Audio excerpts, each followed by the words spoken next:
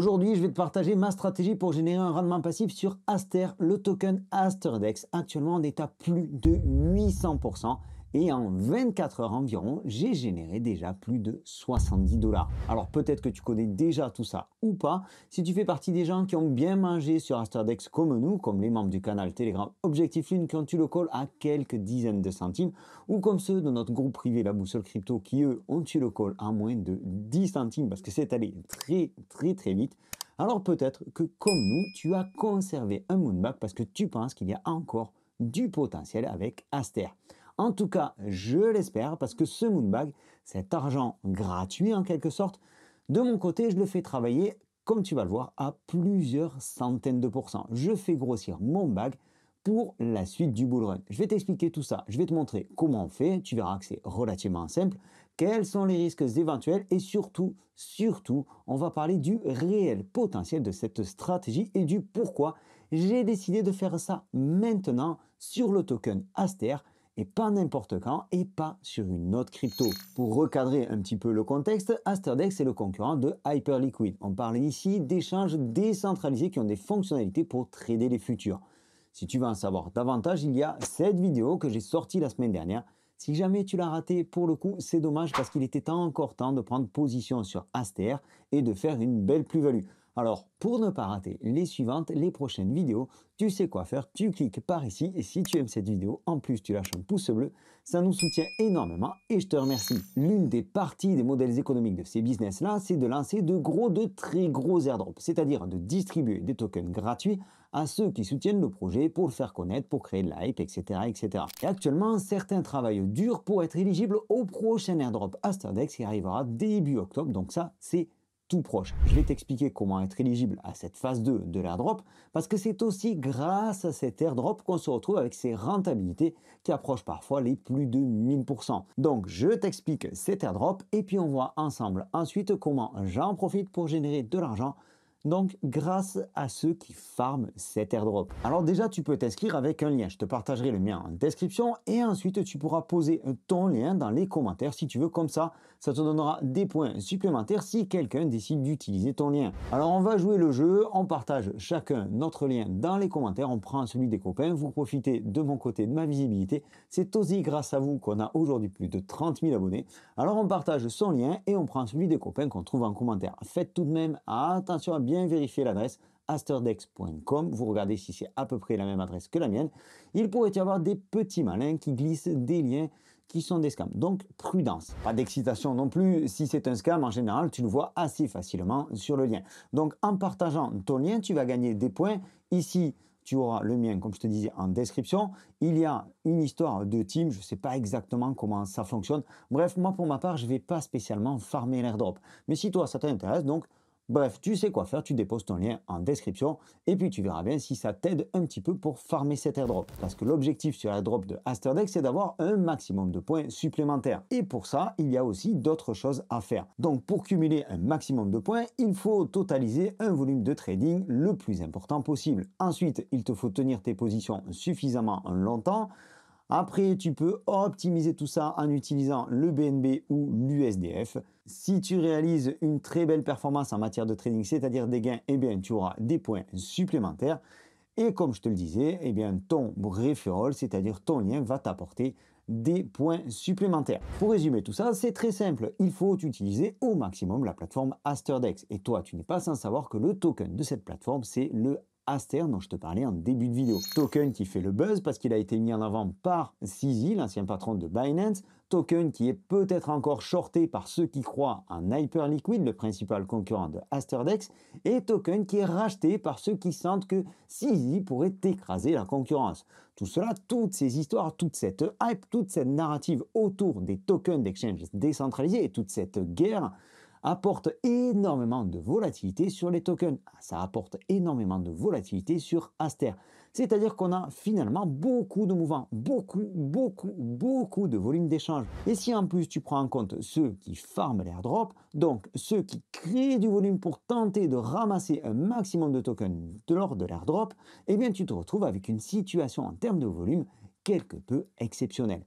Eh bien c'est exactement là-dessus qu'on va venir grignoter manger une bonne part du gâteau. Pour que les gens puissent t'acheter des tokens Aster, il faut que de l'autre côté, il y ait quelqu'un ou quelque chose qui puisse les leur vendre. Et donc, quand ils souhaitent ensuite les vendre, il faut qu'il y ait quelqu'un ou quelque chose qui puisse leur donner en échange, par exemple, des USDT. Eh bien, toi, tu vas pouvoir être ce quelqu'un ou participer via ce quelque chose. Et à chaque fois que tu vas participer à un échange, tu vas empocher une partie des frais d'échange. Et pour le coup, ce qui est extraordinaire, c'est que c'est finalement ultra simple. Alors, je vais te montrer tout ça. Pour commencer, bien entendu, il te faudra des tokens Aster. Tu pourras acheter sur AsterDex ou sur d'autres plateformes comme BitGet par exemple. Ou des USDT sur ton wallet et ensuite tu devras les envoyer sur un wallet. Pour ma part, j'utilise MetaMask. Ensuite, tu vas venir ici, sur cette plateforme-là. Il y en a d'autres. Personnellement, j'ai choisi Crystal parce que c'est celle qui offre le plus de rentabilité. Donc, je vais venir me connecter sur Crystal avec mon wallet. Chose que j'ai fait juste avant d'enregistrer cette vidéo. Là aussi, je te laisserai en description le lien de Crystal. Donc sur Crystal, tu trouves tout un tas de choses. Il y a des vaults, des stratégies, des hot pools, c'est ce qu'on va aller voir. Ton leaderboard, le profil, etc. On va aller faire un tour d'horizon de tout ça. Peut-être pas toutes les fonctionnalités, on va se tenir uniquement à hot pool et leaderboard. Les hot pools, ce sont les pools de liquidité, c'est-à-dire qu'on va mettre nos tokens en quelque sorte dans un sac de billes. Et quand quelqu'un voudra en acheter, eh bien, il piochera dans ce sac. Et inversement, quand il voudra les vendre, eh bien, il viendra déposer dans ce sac-là. Tu le vois, il y a d'autres pools. Ici, on voit Ethereum, Aster bien entendu, Ethereum, Koai, WBTC, etc., etc. Moi, ce qui m'intéresse, c'est Aster. Parce que sur Aster, comme je te le disais, en ce moment, il y a du mouvement, il y a de la digitation, beaucoup d'achats, beaucoup de ventes, donc beaucoup de frais qui sont générés. Peut-être que tu connais l'histoire du vendeur de pelles au Far West. Pendant la ruée vers l'or, c'est pas celui qui creusait comme un abruti pendant des jours et des jours qui gagnait le plus d'argent, mais bel et bien celui qui vendait des pelles et des pioches. Nous, ici, on prend la place du vendeur de pelles et de pioches. On propose des tokens, des cryptos aux gens qui en veulent. Et à ce moment, ces gens-là, ils sont nombreux. Et même si le token retrace comme actuellement, même si le token a perdu un petit peu de sa valeur, derrière on a CZ, on a Binance, je pense très sincèrement qu'il remontera. Et tant mieux d'ailleurs qu'il monte ou qu'il baisse, parce que pour nous, eh bien, ça génère des frais. Donc notre pool, on vient ici chercher dans les hot pools, comme je te disais. Tu peux faire une recherche ici en tapant Aster, et ça te sortira toutes les pools de Aster. Aster USDT, Aster WBNB, etc., etc. Alors, il faut quand même choisir sa pool selon certains critères. Moi, je vais prendre la première ici, qui offre 800% d'APR, c'est-à-dire 800% de rentabilité annuelle. Ici, la rentabilité a été ajustée sur une heure, donc c'est le chiffre sur l'année, mais ça c'est la performance sur la dernière heure. Ici, la TVL, la Total Value Lock, donc ça représente la valeur totale des tokens qui sont bloqués dans la pool. Alors quand je dis bloqués, tu verras, tu peux les retirer en un simple clic. Ici, le volume sur les dernières 24 heures. Les frais qui ont été générés sur les dernières 24 heures, 221 000 $ de frais qui ont été générés sur les dernières 24 heures. Ici, le drawdown, c'est-à-dire la baisse du token sur les dernières 24 heures. La volatilité du prix, 22%, ça c'est hyper intéressant pour nous. Et ici donc le volume sur 24 heures par rapport à la TVL qui représente 1344%, c'est absolument énorme. Donc je clique ensuite sur ma pool de liquidité et on va analyser, on va comprendre ensemble ce qu'il y a à l'intérieur. Ici, il y a un price range, c'est-à-dire que toi, quand tu vas proposer ta liquidité, tu vas le faire selon une différence de prix de 30% par rapport au prix actuel à la baisse et de 30% par rapport au prix actuel à la hausse. C'est-à-dire que ta pool va venir, ta liquidité va venir encadrer le prix de 30% d'un côté et de 30% de l'autre. Ta pool va travailler sur ces prix-là. C'est matérialisé d'une autre manière. Ici, tu le vois et tu peux changer ces paramètres-là. Je t'invite à laisser 30%, c'est plutôt bien configuré. Et donc, tu vois que si tu déposes 1000 $ en liquidité, on estime tes revenus à environ 31 $ pour les 24 prochaines heures. Attention, c'est une estimation qui dépend bien entendu du pourcentage de l'activité, des frais qui sont générés, etc., etc. Donc ici, je vais faire une simulation de 1000 $, puis on ira voir mon compte, ce qui s'est passé sur ces dernières 24 heures. Ici, je fais créer de position. En fait, ça va me créer une position avec 1000 $. Je vais avoir la moitié en Aster, grosso modo la moitié en Aster et la moitié en USDT. C'est quelque chose on reviendra sur cette notion-là de moitié schématiquement et sur ce qu'on appelle l'impermanent loss qui peut venir un petit peu biaiser notre rentabilité. Ça, je t'expliquerai un petit peu plus loin dans la vidéo, c'est hyper important. Donc ici, je crée ma position. Il te faudra bien entendu connecter ton wallet. Ici, tu peux choisir le token avec lequel tu vas rentrer sur la pool de liquidité. Donc ici, je peux le faire avec des asters. Je mets 7,7 asters, ce qui représente 14 $. C'est très peu. Et ensuite, je n'aurai qu'à faire à liquidity. J'ai encore ici d'autres options. Ici, auto-rebalance, ça veut dire que ma fourchette de plus 30%, moins 30% va se réajuster en fonction de l'évolution du marché. Donc ça, tu le laisses, c'est tout à fait fonctionnel. Ça te permet toi de vaquer à tes occupations, de faire un petit peu ce que tu veux. Tu n'as ensuite plus besoin de le surveiller. On fait add liquidity. Il faudra ensuite confirmer sur notre wallet MetaMask. Je vais m'arrêter là pour cette partie. Note qu'il te faudra quand même quelques BNB. Tu auras quelques frais. Donc effectivement, si tu poses 10 $ et que tu as déjà 0,10 $ de frais, c'est peut-être pas si intéressant que ça. Je pense qu'il faut quand même déposer un minimum. Mais pas non plus la maison, je reviendrai sur les risques dans un instant. Ici, tu es directement sur mon profil, donc tu vois ici le montant que j'ai investi dans cette pool de liquidité. Alors hier, il y avait un petit peu plus d'argent, c'est normal, le token était plus cher. Hier, on était au-delà des 2 $. Je crois qu'aujourd'hui, au moment où je tourne cette vidéo, on est en dessous des 2 $. Donc forcément, eh bien, si j'avais conservé mon token sur un wallet, j'aurais perdu de l'argent. Ici, j'ai aussi perdu de l'argent en participant à cette pool. C'est exactement la même chose et c'est ce que tu vois affiché ici à moins 417 $. Par contre, tu vois aussi que j'ai généré 78 $ de frais. 78 $ en moins de 24 heures. Et là, je peux tout à fait retirer cette partie-là, retirer ces frais-là. Pour cela, il faut que je vienne ici sur ma pool de liquidité. Je clique ici sur ma pool. C'est une chose que je retrouve ici, Claim Fees, et je peux aussi ici Remove Liquidity, c'est-à-dire quitter ma pool et récupérer la totalité de mon investissement. Alors, est-ce qu'il y a des risques? Oui, il y a des risques. Je ne te l'ai pas caché, je ne te le cache pas. Actuellement, je suis en moins-value, exactement comme je te disais, comme si j'avais conservé les tokens dans mon wallet. Alors, cette moins-value est calculée par rapport au moment où j'ai souscrit à la pool, c'est-à-dire que j'y ai souscrit hier en fin d'après-midi, mais si tu as suivi, j'ai acheté les tokens bien plus bas il y a quelques jours. Je vais revenir sur les risques dans une seconde, on finit juste sur Crystal pour que tu comprennes vraiment comment tout se passe. Donc ici, dans la partie profil, c'est là qu'on va avoir toutes les datas. Tu vois qu'ici, je m'approche quelque peu de ma fourchette inférieure. Après tout, ce n'est pas important pour moi. S'il y a besoin, eh bien, ça va rebalancer automatiquement, c'est-à-dire que cette fourchette-là va se réajuster automatiquement. Je peux ici ajouter de la liquidité, je peux ici sortir, remove de la liquidité, c'est-à-dire récupérer une partie ou la totalité de mes tokens. Ici, je peux claim mes frais, c'est-à-dire récupérer mes frais. Je peux les récupérer soit en BNB, je peux les récupérer en token Aster, etc., etc.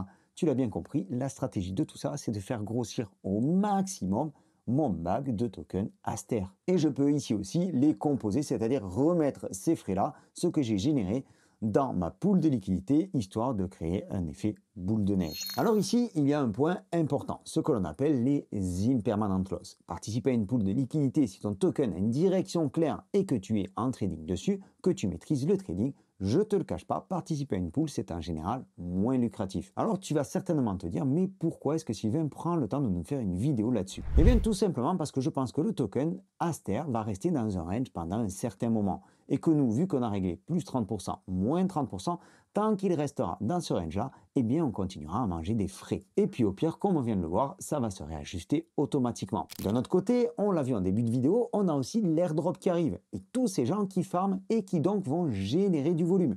Et puis on est toujours dans cette fameuse hype des perp DEX. Donc tout ça, toutes ces raisons-là vont générer du volume et donc derrière des frais sur lesquels nous, on va manger. Il faut comprendre que mon objectif, c'est que mes gains viennent couvrir mes impermanent loss, ce que l'on appelle des pertes passagères, et que mes gains viennent aussi, dans un second temps, faire grossir mon bag initial de token Aster. Pour comprendre cette partie un petit peu technique, il faut se pencher sur les impermanent loss, tu l'as compris, ce que l'on appelle aussi les pertes non permanentes. Comme son nom l'indique, ce sont des pertes qui peuvent être passagères.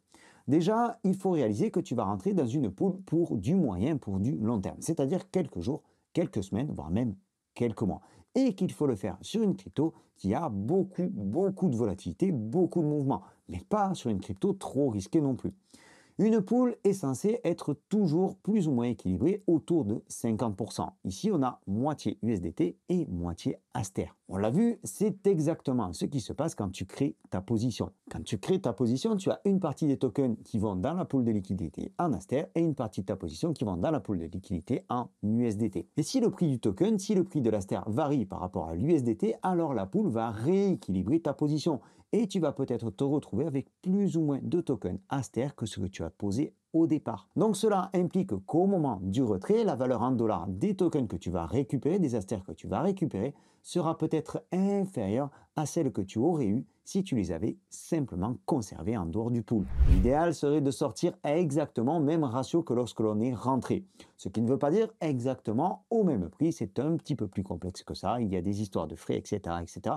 mais on se rapproche de l'idée. Ici, donc, comme je te disais, l'objectif étant, dans un premier temps, de compenser cette différence via les frais qui sont générés et ensuite profiter toujours de ces mêmes frais pour faire grossir encore et encore mon bag. Et ça dépend donc du prix auquel on va rentrer sur la pool, de la volatilité actuelle, de la hype, etc., etc., du volume et compagnie. Et puis, si mon explication a été suffisamment claire, même s'il s'agit peut-être d'un concept un peu complexe, si le Aster explose comme il se doit, en tout cas comme je le pense, et il le fera, je l'espère, tôt ou tard, le plus tard possible, tu l'auras compris, alors on aura tout au plus un manque à gagner par rapport à quelqu'un qui aurait laissé sa position en trading.